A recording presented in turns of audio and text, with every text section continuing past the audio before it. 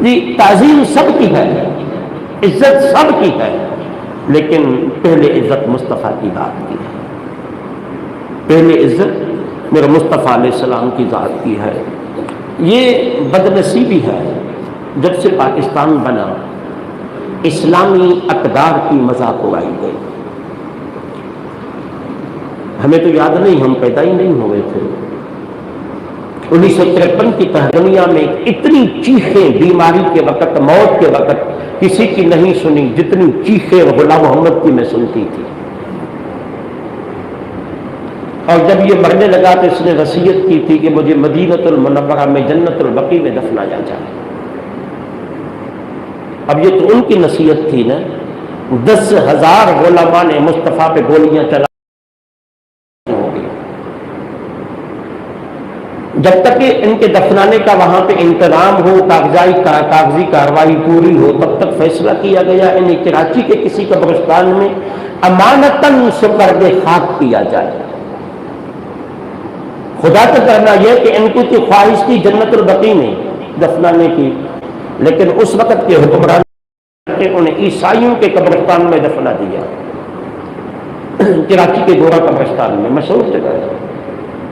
آج بھی چاہے ہوتا سب عیسائیوں کی قبریں ہیں، صرف اس گورنر جنرل کی قبر عیسائیوں کے قبرستان میں ہے۔ جب طاقت کے بل بوتے پہ، تعلقات پہ سعودی حکومت نے جنت البقیع میں دفنانے کی اجازت دے دی، ڈاکٹروں اور ججز کی موجودگی میں گورکن نے جب قبر کو کھودانا ہے تو مٹی نہیں، سانپ اور بچھو قبر سے نکل رہے تھے۔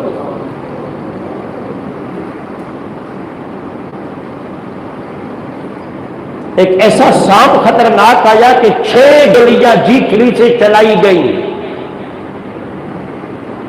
اب جی3 کی گولی کہتے ہیں کہ سب کو پھاڑ کے رکھ دیتی ہے، چیر کے رکھ دیتی ہے۔ اس سانپ پہ کچھ نہیں ہوا، مشورہ کیا گیا اس کو چھوڑ دو۔ آج بھی جا کے ان کے گورکنوں سے پوچھیے، وہ وہاں کے گورکن بتاتے ہیں کہ بعض اوقات ان کی قبر سے چیخوں کی آوازیں نکلتی ہیں۔ حکمرانوں سوچ سمجھ کے فیصلے کرو، اقتدار 4 دن کا ہے، آج ہو کل نہیں ہے۔ کل کوئی اور اقتدار پہ تھا، آنے والے کل میں کوئی اور اقتدار پہ ہوگا، تمہارا اقتدار آج تک ہے اور عارضی ہے۔ خدا را یہ جو غلامان مصطفیٰ راستوں پہ آئے ہوئے ہیں ان پہ تشدد نہ کرو، لاٹھیاں نہ برساؤ۔ میں پولیس والوں تک بھی خدا کرے پیغام پہنچے کہ تم پہلے وفادار مصطفیٰ کے ہو، اس کے بعد وفادار کسی حکمران کے ہو سکتے ہو۔ تمہاری گولیاں ان کے پیسوں سے خریدی گولیاں، عوام کے پیسوں سے خریدی گئی گولیاں، عوام کے ٹیکس سے تمہیں تنخواہیں دی جاتی ہیں، اور پھر تم انہی کے پیسوں سے گولیاں انہی کے سینوں پہ چلاؤ گے، اور قیامت کے دن جب کسی کا سہارا نہیں ہوگا، شفاعت کرنے والے مصطفیٰ نے منہ پھیر لیا تو پھر کیا ہوگا؟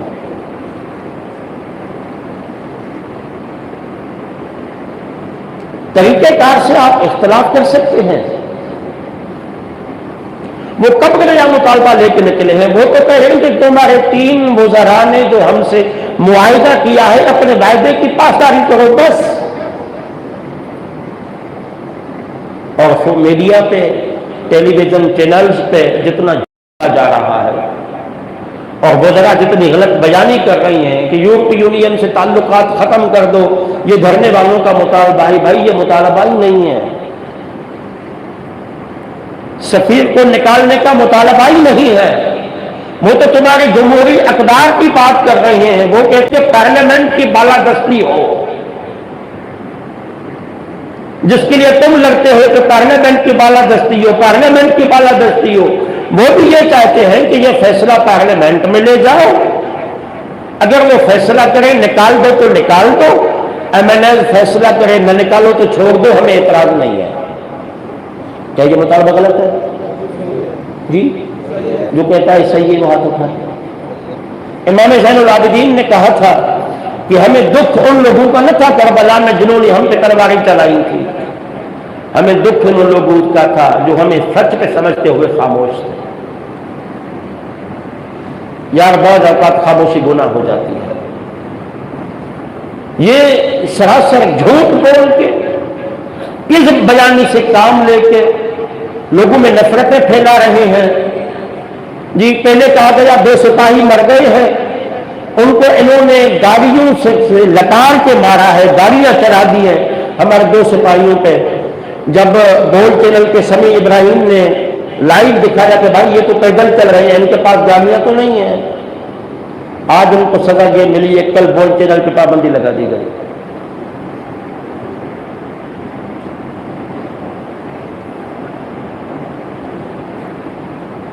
اگر پولیس والے بھی مرے ہیں تو ہم ان کی مغفرت کے لیے دعا کریں. وہ بھی قوم کے بیٹے تھے، وہ بھی پاکستانی تھے، وہ بھی مسلمان ہیں. یہ نہیں ہونا چاہیے تھا. اگر واقعی ان میں سے کسی نے گولی چلا کے پولیس والوں کو مارا ہے تو ہم یہ بھی مطالبہ کریں گے تحریک لبیک کی قیادت سے کہ ان لوگوں کو قانون کے حوالے کر دو. ساتھ ہی ہمارے چند مطالبات ہیں کہ سب سے پہلے تحریک لبیک کی قیادت کو غیر مشروط طور پہ آزاد کیا جائے. کیا آپ کو منظور ہے؟ ہاتھ اٹھا کے. پہلا مطالبہ یہ ہے کہ ان کی قیادت کو غیر مشروط طور پہ آزاد کیا جائے. ان پہ تمام FIR جو درج کی گئی ہے جھوٹی وہ ختم کی جائے. ان کا نام جو 4th شیڈول میں ڈال دیا گیا ہے وہ ختم کر دیے جائیں. ان کے اکاؤنٹ جو منجمد کیے گئے ہیں لبیک کی قیادت اور کارکنان کے وہ سب کے سب بحال کیا جائے.